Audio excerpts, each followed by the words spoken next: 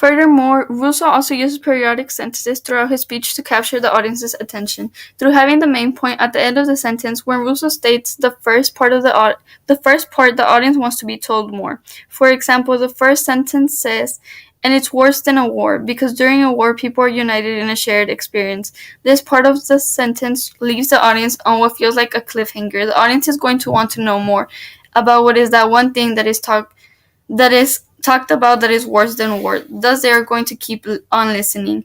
This strategy is highly effective as it grabs the audience's attention and allows them to hear what the speech is about, which then causes them to want to hear the rest of the speech.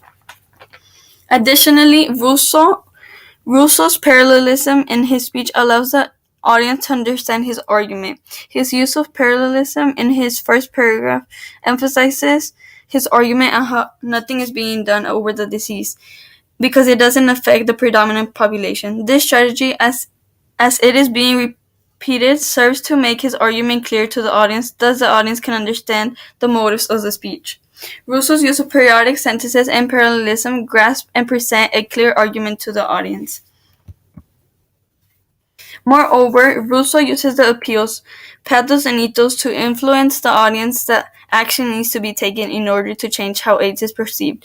Russo uses pathos in the third paragraph to instill fear to the audience. He claims that they will die as a result of not being informed on the dangers of the disease. He does this so that the audience demands to be informed on the disease, and as a result, the rest of the population can also be informed. In addition, in the last paragraph, he envisions a world where both homosexuals and heterosexuals are united and have fought against AIDS. He creates this picturesque scenery so that the audience can fight to achieve that united world as envisioned. Russo also uses ethos in the fourth paragraph to appeal to the audience's ethics and values that will later be instilled on their children. He does this to make the audience feel guilty about not taking action to change how AIDS is perceived.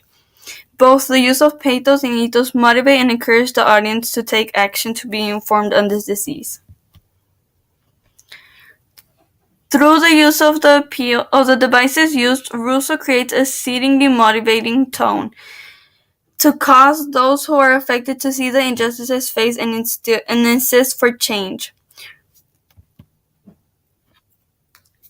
Throughout his speech, Russo uses multiple devices, and this creates the speech to be effective in persuading his audience to take action against the current perception on AIDS.